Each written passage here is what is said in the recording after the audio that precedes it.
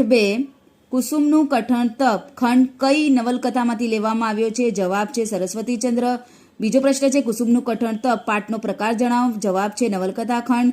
કુસુમનું કઠણ તપ નવલકથા ખંડના લેખક કોણ છે?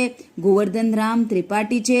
આ ચૂલામાંથી દેવતા ઘેર જાય છે ને ધુમાડો થાય છે, તે ભૂંગળી વગર શું કરવું? આ વાક્ય કોણ બોલે છે અને કોને કહે છે? તો વાક્ય છે કુસુમ જમનીને કહે છે.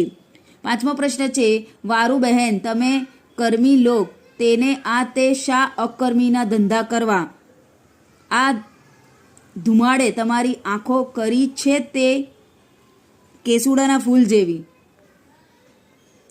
કુસુમે માલણ જેવું જીવન જીવવાનું નક્કી કર્યું કારણ કે? જવાબ છે કુસુમે કુંવારા રહેવાનો નિર્ણય કર્યો હતો. 7મો પ્રશ્ન છે કન્યાઓને વિદ્યા આપતા પહેલા સંસારમાં પરોવવી એ